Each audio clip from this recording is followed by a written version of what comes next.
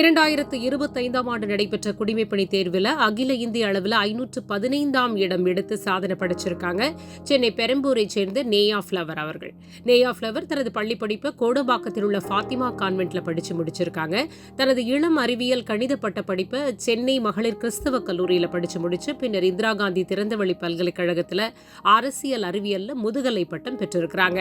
இவருடைய தாயார் திருமதி ஷோபா அவர்கள் சென்னையில் அரசு மருத்துவமனையில் செவிலியர் கண்காணிப்பாளர் பணிபுரிஞ்சிட்டு வராங்க. குடிமைப்பணி தேர்வுல தான் வெற்றி பெற்ற அனுபவத்தையும் இளைஞர்கள் வெற்றியை எவ்வாறு அடைய முடியும் என்ற வழிமுறைகளையும் நமக்கு இங்க சொல்ல இருக்காங்க. வாங்க கேட்கலாம். வணக்கம் நேயா. கீதாசாமி பப்ளிஷர்ஸ் யூடியூப் சேனல் சார்பா உங்களுக்கு வாழ்த்துக்கள். நேயா, உங்களை பத்தி கொஞ்சம் சொல்லுங்களேன். வணக்கம், என் பேர் நேயா ஃப்ளார். யூபிஎஸ்சி சிஎஸ்சி 2025ல் ரேங்க் 515 எடுத்திருக்கேன். இது என்னோடய 7th attempt. ஃபர்ஸ்ட் ப்ரிலிம்ஸ் இப்போ தான் கிளியர் ஆகிருக்கு. Consequent first mains and first interview clear பண்ணியிருக்கேன். என்னுடைய ஆப்ஷனல் வந்து political science and international relations.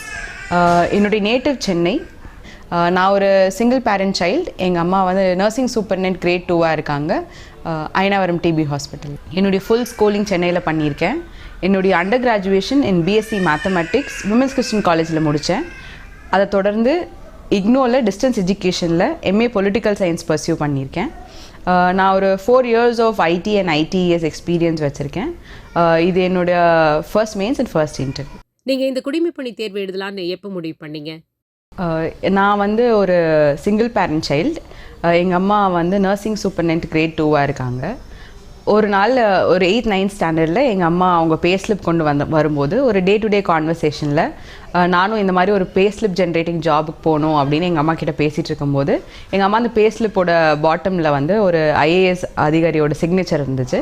இதை வாங்குகிற ஒரு இடத்துக்கு போகாமல் இதை சைன் பண்ணுற ஒரு நிலைமைக்கு போகணும், ஸோ உன்னோட எய்ம்ஸ் எல்லாம் வந்து அந்தளவுக்கு ஹையராக இருக்கணும், கொஞ்சம் உயர்வாக யோசிக்கணும் அப்படின்னு எங்கள் அம்மாவோட இன்ஸ்பிரேஷன் மூலயமா இந்த ஜேர்னி ஸ்டார்ட் ஆச்சு. இந்த தேர்வுக்காக எத்தனை ஆண்டுகளாக உங்களை தயார் செஞ்சுக்கிட்டீங்க? இந்த தேர்வு தவிர வேறு ஏதாவது தேர்வு எழுதுனீங்களா? 2016ல் என்னுடைய அண்டர் கிராஜுவேஷன் கம்ப்ளீட் பண்ணியிருக்கேன். இப்போ 2026. ஸோ இந்த 10 years என்னுடைய யூபிஎஸ்சி ஜேர்னி இருந்திருக்கு. இதுக்கு இடையில் நான் வந்து டிஎன்பிஎஸ்சி எழுதியிருக்கேன். டிஎன்பிஎஸ்சி குரூப் 1 2024ல் எழுதி 2025ல் இன்டர்வியூ போயிருந்தேன். ஆனால் என்னால் சர்வீஸ் எடுக்க முடியல. இப்போது ப்ரெசென்ட்லி குரூப் 2Aல லோக்கல் ஃபண்ட் ஆடிட் டிபார்ட்மெண்ட்டில் அசிஸ்டன்ட் இன்ஸ்பெக்டராக ஜாயின் பண்ணி ஒர்க் பண்ணிகிட்ருக்கேன். நீங்கள் வேலை ஏதாவது பார்த்தீங்களா? வேலை பார்த்துக்கிட்டே இந்த தேர்வுக்கு உங்களை தயார்படுத்திக்கிட்டீங்களா? டெஃபினெட்லி சார், நான் ஒர்க் எடுத்துக்கிட்டேன். எப்போனா கோவிட் டைமில் 2020லேருந்து அதுக்கு முன்னாடி எனக்கு 2 attempt இருந்தது. 2 attempt ஃபுல் டைம் ப்ரிப்பரேஷனில் கொடுத்துருந்தேன். 2020க்கு அப்புறம் நான் ஒர்க் பண்ணிகிட்டே தான் preparation continue side by side பண்ணிகிட்டு இருந்தேன். இந்த கோர்ஸ் ஆஃப் டைமில் எனக்கு என்னென்னலாம் ஜாப்ஸ் எடுக்க முடிஞ்சிச்சோ, content writing, digital marketing and content marketing, இந்த மாதிரியான வேரியஸ் ஜாப்ஸ் நான் எடுத்திருந்தேன். அது வந்து என்னுடைய ப்ரிப்பரேஷனை வந்து ரொம்ப சஸ்டெயின் பண்ணுறதுக்கு ஹெல்ப்பாகவும் பண்ணுச்சு சார்.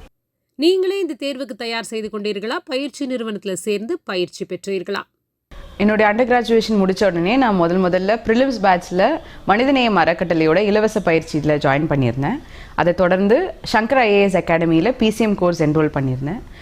2017க்கு அப்புறம் எல்லாமே இண்டிவிஜுவல் ப்ரிப்பரேஷன் தான். இப்போது என்னுடைய கடைசி அட்டெம்ப்டில் நான் முதல்வன் திட்டத்தில் கீழே நான் பயனாளியாக இருந்தேன். ப்ரிலிம்ஸ், மெயின்ஸ், இன்டர்வியூ 3 கட்டத்துலையுமே நான் முதல்வன் எனக்கு ரொம்ப உதவியாக இருந்துச்சு. வீட்டில் இருந்து கொண்டே சுயமாக தயார் செய்து இந்த தேர்வில் வெற்றி பெற முடியுமா? பயிற்சி நிறுவனத்தில் சேரணுங்கிறது அவசியமா? 2016ல் இந்த கொஸ்டினுக்கான ஆன்சர் வந்து ஒரு பயிற்சி மையத்தோட உதவி நம்மளுக்கு கண்டிப்பாக தேவை அப்படின்றது தான். பட் 2026ல் யூடியூப்பில் அவைலபிளாக இருக்கிற ரிசோர்ஸஸ், டெலிகிராமில் அவைலபிளாக இருக்கிற ரிசோர்ஸஸ் வச்சு பார்க்கும்பொழுது ஒருத்தர் வந்து இண்டிவிஜுவலாகவே ப்ரிப்பேர் பண்ணி இந்த எக்ஸாமில் சக்ஸஸ்ஃபுல்லாக வரலாம், நல்ல ரேங்க்கும் எடுக்க முடியும். வேலை செஞ்சுக்கிட்டே படிக்க முடியுமா? உங்களுடைய கருத்து என்ன? கண்டிப்பாக வேலை செஞ்சுட்டே இந்த எக்ஸாம் பர்சியூ பண்ணலாம். நானும் ஒர்க் பண்ணிகிட்டே தான் இந்த எக்ஸாமுக்கு ப்ரிப்பேர் பண்ணிகிட்டு இருந்தேன். பட் இதில் வந்து ஒரு இண்டிவிஜுவல் ஆஸ்பிரண்ட்டோட டிஸ்கிரிப்ஷன் ரொம்ப இம்பார்ட்டண்ட். ஸ்டார்டிங் டேஸில் ஜென்ரல் ஸ்டடீஸோட ஃபவுண்டேஷனல் நாலேஜ் நம்மளுக்கு ஸ்ட்ராங்காக இல்லாத பொழுது வேலை செஞ்சுட்டே படித்தா நம்மளுக்கு அது ரொம்ப யூஸ்ஃபுல்லாக இருக்காது. So initial years of preparation 1 or 2 years full time ப்ரிப்பரேஷனை வந்து யூபிஎஸ்சி கண்டிப்பாக டிமாண்ட் பண்ணுது. லேட்டர் ஆன் ஒரு 3 attempt வரைக்கும் ப்ரிலிம்ஸ் கிளியர் பண்ண முடியல அப்படின்ற பட்சத்தில் ஒரு ஆஸ்பிரண்ட் வந்து ஜாப் எடுத்துக்கிற ஆப்ஷனை வந்து கண்டிப்பாக சூஸ் பண்ணலாம். உங்களுடைய விருப்ப பாடம் என்ன? அதை எப்படி நீங்கள் தேர்வு செஞ்சு படிச்சீங்க? என்னுடைய optional political science and international relations. இதை சூஸ் பண்ணுறதுக்கு 2 ரீசன். ஒன்று வந்து எனக்கு இன்டர்நேஷ்னல் ரிலேஷன்ஸில் ரொம்ப அதிகப்படியான ஆர்வம் இருந்தது, இப்பயும் இருக்குது. அண்ட் 2வது ரீசன் என்னென்னா, ஜிஎஸோட மெயின் சிலபஸ் எடுத்து பார்க்கும்பொழுது பிஎஸ்ஐஆரோட சிலபஸ் கூட அதிகப்படியாக ஓவர்லேப் ஆகிற ஒரே ஆப்ஷன் பிஎஸ்ஐஆர் தான். இதனால் நான் பிஎஸ்ஐஆர் சூஸ் பண்ணியிருந்தேன். நேயா ஃப்ளவர், உங்களுடைய நேர்முக தேர்வு எப்படி இருந்ததுன்னு சொல்லுங்கள். அதுக்காக எப்படி நீங்கள் உங்களை தயார்படுத்திக்கிட்டீங்க? நேர்முக தேர்வுக்கு ப்ரிப்பரேஷன் நான் நான் முதல்வன் ஸ்கீமில் என்ரோல் ஆயிருந்தேன். ஸோ எனக்கு ரெசிடென்ஷியல் கோச்சிங் ப்ரொவைட் பண்ணியிருந்தாங்க. நான் முதல்வனோட mission director Sudhakaran sir and Karthik IAS அகாடமியோட டைரக்டர் கார்த்திகேயன் சார், இவங்க 2 பேரும் இண்டிவிஜுவலாக ஒருத்தருடைய பாடி லாங்குவேஜ் எப்படி கரெக்ட் பண்ணிக்கணும், எப்படி ஒரு ஆன்சருக்கு ஒரு கொஸ்டனுக்கு ஆன்சரை வந்து க்யூரேட் பண்ணணும், அந்த ஒரு 8 செகண்ட்ஸ்குள்ளே எப்படி ஒரு நல்ல ஆன்சர் டெலிவர் பண்ண முடியும், இந்த மாதிரியான தாட் ப்ராசஸ்க்கு எங்களை ரொம்ப கைட் பண்ணாங்க. இது என்னுடைய ப்ரிப்பரேஷன். அண்ட் ஆக்சுவல் இன்டர்வியூ வந்து எனக்கு Jan 5th செகண்ட் ஃபேஸோட ஃபர்ஸ்ட் டே மார்னிங்கே எனக்கு ஸ்கெடியூல் பண்ணியிருந்தாங்க. அது கொஞ்சம் சேலஞ்சிங்காக தான் இருந்துச்சு. எனக்கு வந்து பிபி ஸ்வான் சாரோட போர்டு அசைன் பண்ணியிருந்தாங்க. நான் போர்டுக்குள்ளே நுழைஞ்ச உடனே போர்டு மெம்பர்ஸ் ரொம்ப கார்டியலாக இருந்தாங்க. ஸ்ட்ரெஸ் இன்டர்வியூ மாதிரி நிறைய கேள்விப்பட்டிருக்கேன், ஆனால் அதுக்கும் ஒரிஜினல் இன்டர்வியூக்கும் நிறைய டிஃப்ரென்ஸ் இருந்தது. ஒரிஜினல் இன்டர்வியூ ரொம்ப கார்டியலாக நம்மளுடைய பர்சனாலிட்டியை வெளிப்படுத்துறதுக்கு ஏதுவான கேள்விகளை மட்டும்தான் அவங்க கேட்டிருந்தாங்க. என்னுடைய டாஃப் பேஸ்ட் கொஸ்டின்ஸ் தான் 80% ஆஃப் த கொஸ்டின்ஸ் எனக்கு இன்டர்வியூ போர்ட்லேருந்து வந்திருந்தது. என்னுடைய ஹாபீஸாக நான் வந்து ஹைக்கூ போயட்ரி ரைட்டிங் அண்ட் என்னுடைய அச்சீவ்மெண்ட்ஸில் நான் என்சிசி மென்ஷன் பண்ணியிருந்தேன். என்னுடைய ஹாபீஸ் அண்ட் அச்சீவ்மெண்ட்ஸில் மட்டுமே 50% ஆஃப் த இன்டர்வியூ போயிருந்தது. அதை தொடர்ந்து எனக்கு கவர்னர் பற்றின கொஸ்டினும் ரிலேட்டட் டு, பிகாஸ் நான் தமிழ்நாடு கேண்டிடேட்ன்றதுனால கவர்னர் பற்றின கொஸ்டினும் அண்ட் அதை தொடர்ந்து எனக்கு பிஎஸ்ஐஆர்லேருந்து சில கொஸ்டின்ஸும் எனக்கு கேட்டிருந்தாங்க. ஓவராலாக போர்ட் மெம்பர்ஸ் வந்து ரொம்ப கம்ஃபர்டபுளாக ஃபீல் பண்ண வச்சுருந்தாங்க. எந்த ஒரு இடத்துலையும் வந்து ட்ரிகர் பண்ணுற மாதிரியான கொஸ்டின்ஸோ இல்லை நம்மளை வந்து பயமுறுத்துகிற மாதிரியான எந்த கொஸ்டின்ஸுமே இல்லை. எனக்கு இன்டர்வியூ முடித்தோடனே ஒரு ரொம்ப சாட்டிஸ்ஃபைங் ஃபீல் இருந்தது. என்னுடைய பர்சனாலிட்டி டெஸ்ட்டில் என்னுடைய ஸ்கோர் வந்து 193. I think I have done well. நீங்கள் இந்த தேர்வுக்கு எப்படி உங்களை தயார் செய்து கொண்டீர்கள்ன்ற உங்களுடைய அனுபவத்தை நீங்கள் தேர்ந்தெடுத்து படித்த புத்தகம் உட்பட விவரமாக சொன்னீங்கன்னா அடுத்து தேர்வு எழுதக்கூடிய இளைஞர்களுக்கு மிக்க உதவியாக இருக்கும். என்னுடைய ப்ரிப்பரேஷனில் வந்து ஒரு லாங் ஜேர்னி அப்படின்றதுனால என்னுடைய ஸ்ட்ராட்டஜிஸ் வந்து நான் சேஞ்ச் பண்ணிகிட்டே இருந்தேன். நான் ஃபைனலாக எனக்கு என்ன ஸ்ட்ராட்டஜி ஒர்க் ஆச்சு அப்படின்றத நான் ஷேர் பண்ணிக்க விரும்புகிறேன். ப்ரிலிம்ஸை பொறுத்த வரைக்கும் நான் எப்பயுமே ஜிஎஸ் சோர்ஸ் புக்ஸ் படிச்சுட்டு அதை தொடர்ந்து ஒரு டெஸ்ட் சீரீஸ் கொடுத்துட்டு எக்ஸாமுக்கு ஒரு 10 days முன்னாடி மட்டும் பிவைக்யூ ரிவைஸ் பண்ணுறதை ஒரு ஹேபிட்டாக வச்சுருந்தேன். இந்த அட்டெம்ப்டில் நான் ரியலைஸ் பண்ணேன் this strategy is a very wrong strategy. So என்னுடைய ஃபைனல் அட்டெம்ப்டில் நான் என்ன பண்ணியிருந்தேன்னா பிவைக்யூஸை இன்டெப்த்தாக அனலைஸ் பண்ணியிருந்தேன். ஒரு இயரோட பிவைக்யூ 2013லேருந்து 2024 வரைக்கும் இருந்த எல்லா பிவைக்யூஸோட answers, right options, wrong options எல்லாத்தையுமே தரோவாக அனலைஸ் பண்ணியிருந்தேன். யூபிஎஸ்சியோட லாங்குவேஜை அண்டர்ஸ்டாண்ட் பண்ணிக்க எனக்கு நவீன்குமார் அப்படின்ற ஒருத்தர் வந்து ஹெல்ப் பண்ணினார். ஹி ஹஸ் கிளியர்டு 2 ப்ரிலிம்ஸ் கொடுத்துருக்காங்க, 2 ப்ரிலிம்ஸுமே கிளியர் பண்ணியிருந்தாங்க. அவங்களுடைய ஹெல்ப் நான் எடுத்துக்கிட்டேன். அவங்க எனக்கு யூபிஎஸ்சியோட கொஸ்டின்ஸ் எப்படி டீகோட் பண்ணணும், அந்த லாங்குவேஜ் எப்படி அண்டர்ஸ்டாண்ட் பண்ணணும், ஒரு ரைட் ஸ்டேட்மெண்ட் அண்ட் ராங் ஸ்டேட்மெண்ட்டை எப்படி தனியாக ஐடென்டிஃபை பண்ணணும், தெரியாத கொஸ்டின்ஸையும் எப்படி அட்டெம்ப்ட் பண்ண முடியும் அப்படின்ற ஸ்ட்ராட்டஜிஸை எனக்கு ஷேர் பண்ணியிருந்தாங்க. ஸோ பிவைக்யூவோட analysis is the first and foremost. எந்த அட்டெம்ப்டில் நம்ம பிவைக்யூக்கு டியூ இம்பார்ட்டன்ஸ் கொடுக்குறோமோ அந்த அட்டெம்ப்ட் தான் கிளியர் பண்ண முடியும் அப்படின்றத நான் என்னுடைய எக்ஸ்பீரியன்ஸில் லேர்ன் பண்ணிக்கிட்டேன். அண்ட் சோர்ஸஸ் பார்த்தோம்னா Laxmikanth for polity and for environment and geography நான் பிஎம்எஃப் ஐஏஎஸ் ஃபாலோ பண்ணியிருந்தேன். அண்ட் ஃபார் கரண்ட் அஃபேர்ஸ் நான் வந்து மல்டிபிள் சோர்ஸஸ் ரெஃபர் பண்ணியிருந்தேன். ஃபார் த லாஸ்ட் என்னுடைய இந்த ஃபைனல் அட்டெம்ப்டில் எனக்கு கரண்ட் அஃபேர்ஸ் படிக்கிறதுக்கான டைம் இல்லை. ஏன்னா நான் சிஎம் ஃபெலோஷிப்பில் ஒர்க் பண்ணிட்டு இருந்ததுனால I had very little time for current affairs. And in my understanding யூபிஎஸ்சியோட லாங்குவேஜ் நம்மளுக்கு புரிஞ்சிச்சுன்னா கரண்ட் அஃபேர்ஸோட ஓவரால் ஒரு அண்டர்ஸ்டாண்டிங் இருந்தாலே நம்மளால் ப்ரிலிம்ஸ் கிளியர் பண்ண முடியும் without dedicating out and out time for current affairs. இது வந்து ப்ரிலிம்ஸ்க்கு. மெயின்ஸை பொறுத்த வரைக்கும் பிவைக்யூவோட ஆன்சர் ரைட்டிங் ப்ராக்டிஸ் அண்ட் டைமுக்குள்ளே அந்த space management and time management இது ரெண்டும் நான் முதல்வனில் லேர்ன் பண்ணிக்கிட்டேன். அந்த கொஸ்டினுக்கு இருக்க ஸ்பேஸ்க்குள்ளே நம்மளுக்கு தேவையான பாயிண்ட்ஸை வந்து எப்படி நம்ம ஷார்ட் அண்ட் கிறிஸ்பாக எக்ஸாம்பிள்ஸோடு இல்லஸ்ட்ரேட் பண்ண முடியும் அப்படின்றத பொறுத்து தான் நம்மளுக்கு மெயின் ஸ்கோர் இம்ப்ரூவ் ஆகுது. மெயின்ஸில் நான் முதல்வன் திட்டத்தின் கீழே நான் வந்து ரெசிடென்ஷியல் பெனிஃபிஷரியாக இருந்தேன். அங்கே ரெசிடென்ஷியல் கோச்சிங் ப்ரோக்ராமில் எங்களுக்கு daily test for optional and GS conduct பண்ணியிருந்தாங்க. அண்ட் ஒரு கேண்டிடேட்டோட ஆன்சர் பேப்பர்ஸ் எடுத்துகிட்டு இண்டிவிஜுவல் ஃபீட்பேக்ஸ் கொடுத்துருந்தாங்க. ஸோ டெய்லி ஃபீட்பேக்ஸ் கிடைக்கும்பொழுது என்னால் ஓவர் த கோர்ஸ் ஆஃப் 60 டேஸ்க்குள்ளே என்னால், இது என்னோடய ஃபர்ஸ்ட் மெயின்ஸ்ன்றதுனால ஒரு 60 டேஸில் நான் படித்து இம்ப்ரூவ் பண்ணுறதுக்கு ரொம்ப ஹெல்ப்ஃபுல்லாக இருந்தது. குறிப்பாக வந்து பிரசன்னா சார் அவர் வந்து என்னுடைய எத்திக்ஸ் பேப்பர் அண்ட் என்னுடைய எஸ்ஏ பேப்பருக்கு கைட் பண்ணியிருந்தாங்க. அண்ட் அரவிந்த் வாசுதேவன் சார், அவர் PSIR mentor in Naan Mudhalvan. சாரோட இன்புட்ஸ் வந்து கிளியர் கட்டாக என்னென்ன டூஸ் என்னென்ன டோன்ட்ஸ், பிஎஸ்ஐஆர் ப்ரிப்பரேஷனில் என்னென்னலாம் அவாய்ட் பண்ணிடணும் அப்படின்றதெல்லாம் சார் ரொம்ப கஸ்டமைஸ் பண்ணி எனக்கு சொல்லி கொடுத்தாங்க. இந்த ரீசன்னால் என்னால் என்னுடைய ஃபர்ஸ்ட் மெயின்ஸ்லேயே கிளியர் பண்ண முடிஞ்சிச்சு. அண்ட் கான்சிக்வெண்ட்லி இன்டர்வியூ ப்ரிப்பரேஷன்லேயும் நான் முதல்வன் ரொம்ப உபயோகமாக இருந்துச்சு. சுதாகரன் சார் ஒரு ஸ்ட்ராட்டஜி ஷேர் பண்ணியிருந்தாங்க. டாஃபில் இருக்கிற ஒரு கீவேர்டுக்கும் எல்லோரும் 20 to 50 கொஸ்டின்ஸ் வந்து எடுத்து வச்சுக்கணும். ப்ராபபிள் கொஸ்டின்ஸை நம்மளே கொஸ்டின்ஸாக எழுதணும். இந்த டாஃபோட கீவேர்ட்லேருந்து என்னென்ன கொஸ்டின்ஸ்லாம் நம்மளக்கிட்ட கேட்கப்படலாம் அப்படின்ற ஒரு கொஸ்டினை ரெடி பண்ண சொல்லி சார் ஒரு ஸ்ட்ராட்டஜி சொல்லி கொடுத்தாங்க. அந்த ஸ்ட்ராட்டஜி அப்படியே நாங்கள் ஃபாலோ பண்ணினோம். அண்ட் ஒருத்துக்கும் கொஸ்டின் எடுக்கும்போது நம்ம மைண்டில் அதுக்கான ஆன்சர்ஸை ப்ராசஸ் பண்ணுறதுக்கான டைம் இருந்தது. ஸோ இதுதான் interview preparation. Out and out ஒரு நாளைக்கு 2 நியூஸ் பேப்பர் படிக்கிறதோடு சேர்த்து இந்த டாஃப் ப்ரிப்பரேஷன் இது ரெண்டுத்தையும் கம்பைன் பண்ணும்பொழுது நான் வந்து 193 அப்படின்ற ஸ்கோரை அச்சீவ் பண்ண முடிஞ்சிச்சு நம்புகிறேன். இந்த வெற்றி உங்களுடைய 7வது முயற்சியில் கிடைத்தது அப்படின்னா கூட, முதல் முறை மெயின் தேர்வு அப்படின்றது எப்படி எழுதுனீங்க? முதல் முறை நேர்முக தேர்வு எப்படி இருந்தது? எத்தனை முறை ப்ரிலிமினரி தேர்வில் நீங்கள் வெற்றி பெற்றீங்க? இத்தனை ஆண்டுகள் தளராமல் உங்களால் இந்த தேர்வுக்கு எப்படி படிக்க முடிஞ்சது? இந்த ப்ரிப்பரேஷன் வந்து ரொம்ப டாஸ்கிங்கான ப்ரிப்பரேஷன். ஒரு டைம் ப்ரிலிம்ஸ் கிளியர் ஆகும்பொழுதும் இது நம்மளுக்கு வரலையோ, இந்த எக்ஸாம் நம்மளை மிஞ்சினதாக இருக்கோ, நம்மளுக்கு அந்தளவுக்கு பொட்டென்ஷியல் இல்லையோ, இந்த மாதிரியான நிறைய செல்ஃப் டவுட் வந்து வரும் எனக்கு கண்டிப்பாக. பட் இந்த ஜேர்னியில் என்னை சஸ்டெயின் பண்ணுறதுக்கு எனக்கு ஹெல்ப் பண்ணது எங்கள் அம்மா தான்.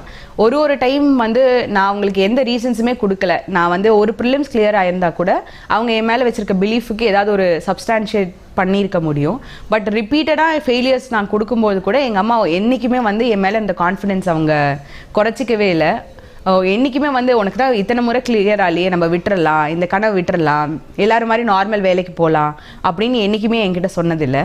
ஒரு ப்ரிலிம்ஸில் நான் ஃபெயில் ஆகும்போது எங்கள் அம்மா சொன்னது என்னென்னா, ஏதோ நீங்கள் வந்து ஸ்ட்ராட்டஜியில் தான் ஏதோ மிஸ்டேக் இருக்குது, ஹார்ட் ஒர்க்கில் எந்த மிஸ்டேக்குமே இல்லை, ஸ்ட்ராட்டஜி எதுன்னு கரெக்டான ஸ்ட்ராட்டஜி நம்ம கண்டுபிடிக்கும் போது அந்த அட்டெம்ப்டில் நம்மளுக்கு கிளியர் ஆகிடும் அப்படின்றத எங்கள் அம்மா சொல்லிகிட்டே வந்தாங்க. நான் வந்து சில நாளில் இதை விட்டுறலாம் அப்படின்னு நினைக்கும் போது கூட எங்கள் அம்மா வந்து இதுக்கு என்றைக்குமே வந்து இந்த கனவை வந்து நான் சுமக்காத நாளில் கூட எங்கள் அம்மா சுமந்திருக்காங்க. அதனால் மெயின் ரீசன் இவ்வளோ லாங் ஜேர்னியை சஸ்டெயின் பண்ணதுக்கு எங்கள் அம்மா தான் மெயின் ரீசன். செகண்டு நான் முதல்வனோட மென்டர்ஸ். நான் முதல்வன்ற மாதிரி ஒரு திட்டம் வந்து முன்னாடியே இருந்திருந்ததுன்னா இவ்வளோ லாங் ஜேர்னியாக இது ஆயிருக்காது, முன்னாடியே இந்த சக்ஸஸ் கிடச்சிருக்கலாம் அப்படின்றது என்னுடைய அபிப்பிராயம். இது என்னுடைய ஃபர்ஸ்ட் ப்ரிலிம்ஸ். நான் இதுக்கு முன்னாடி ப்ரிலிம்ஸ் கிளியர் பண்ணதில்லை. இது 7th attempt, but first prelims clear பண்ணியிருக்கேன். அண்ட் அதை தொடர்ந்து ஃபர்ஸ்ட் மெயின்ஸ் அண்ட் ஃபர்ஸ்ட் இன்டர்வியூவே என்னால் கிளியர் பண்ண முடிஞ்சிச்சு. இந்த ப்ராசஸ் பார்க்கும்போது ப்ரிலிம்ஸ் தான் என்னுடைய பிக்கஸ்ட் ஹர்டலாக இருந்திருக்கு அப்படின்னு நான் நினைக்கிறேன். எந்த ஒரு ஆஸ்பிரண்ட்டுமே 3 ஸ்டேஜஸ் இருக்குது இந்த எக்ஸாமில். ஏதாவது ஒரு ஸ்டேஜ் தான் உங்களுக்கு ஹர்டலாக இருந்ததுன்னா ப்ரிப்பரேஷன் கிவ் அப் பண்ணாமல் கண்டினியூ பண்ணிகிட்டே இருங்க. அந்த ஸ்டேஜ் கிளியர் ஆகிட்ட உடனே கண்டிப்பாக ஃபைனல் ரிசல்ட்டில் உங்கள் நேம் இருக்கும். நேயா ஃப்ளார், இத்தனை ஆண்டுகளாக படித்த இல்லைனா இந்த தேர்வுக்காக உழைத்ததால் கிடைத்த பாடம் என்ன? யூபிஎஸ்சி ஆஸ் அ எக்ஸாம் வந்து நம்மளை ஹம்பிள் பண்ணிடும். யூபிஎஸ்சிக்குன்னு சில ரெக்குவயர்மெண்ட்ஸ் இருக்குது. அது ஓவர் கான்ஃபிடென்ட் பீப்புளையும் அண்டர் கான்ஃபிடென்ட் பீப்புளையும் ஏதாவது ஒரு ஸ்டேஜ் ஆஃப் எக்ஸாமினேஷனில் எலிமினேட் பண்ணிகிட்டே தான் வருது. இது என்னுடைய அண்டர்ஸ்டாண்டிங் ஆஃப் தி எக்ஸாம். இந்த எக்ஸாமுக்கு தேவையான ஹார்ட் ஒர்க் அண்ட் ஸ்மார்ட் ஒர்க்கோட காம்பினேஷனை யார் கிராக் பண்ணுறாங்களோ அவங்களுக்கு டெஃபினெட்லி ஃபைனல் பிடிஎஃப்பில் ஒரு பிளேஸ் இருக்கும். யூபிஎஸ்சிக்கு தேவையான ஸ்ட்ராட்டஜி, அந்த ஸ்ட்ராட்டஜியை யார் சீக்கிரமாக படிச்சுக்கிறாங்களோ அவங்களுக்கு கம்மி நம்பர் ஆஃப் அட்டெம்ப்ட்ஸில் கண்டிப்பாக சக்ஸஸ் வந்து யூபிஎஸ்சி டெஃபினெட்லி கொடுக்கும். நான் ஒரு கோட்டை வந்து எப்பயுமே ஞாபகம் வச்சுருப்பேன், put UPSC first, UPSC will put you first. So இதை நான் வந்து த்ரூ அவுட் மை ப்ராசஸ் வந்து ஃபாலோ பண்ணியிருக்கேன். And I think UPSC also has rewarded it. போட்டித் தேர்வு, முக்கியமாக குடிமைப்பணி தேர்வை எழுத நினைக்கக்கூடிய இளைஞர்களுக்கு நீங்கள் சொல்ல நினைக்கிற விஷயம் என்ன? யூபிஎஸ்சியை பொறுத்த வரைக்கும் there is a different demand for UPSC and TNPSC. இதே மாதிரி ஒரு காம்படிட்டிவ் எக்ஸாமுக்கும் ஒரு டிமாண்ட் இருக்கும். எனி ஆஸ்பிரண்ட் வந்து ஒரு ஜென்ரலைஸ்ட் மென்டாலிட்டியோட இந்த காம்படிட்டிவ் எக்ஸாம்ஸ் எல்லாத்தையும் அணுகாமல் அந்த எக்ஸாமுக்கு தேவையான டிமாண்ட் என்ன, அந்த டிமாண்டை நம்ம மீட் பண்ணுறோமா. ஃபார் எக்ஸாம்பிள் யூபிஎஸ்சியை பொறுத்த வரைக்கும் ரெசிலியன்ஸ் ரொம்ப இம்பார்ட்டண்ட். யூபிஎஸ்சியில் 1 மார்க் டிஃப்ரென்ஸில் கட் ஆஃப் மிஸ் ஆகி ஃபைனல் பிடிஎஃப்பில் பேர் வராதவங்க கூட இருக்காங்க. அந்த மாதிரியான ஒரு ஹார்ட் பிரேக்கு அப்புறம் திரும்பி உங்களால் அடுத்த அட்டெம்ப்ட்டுக்கு உங்களையே தயார் செஞ்சுக்க முடியுமா, அந்த அளவுக்கு மென்டல் ஸ்ட்ரென்த் அண்ட் ஸ்டாமினா உங்களுக்கு இருக்கும் பட்சத்தில் you can keep pursuing UPSC.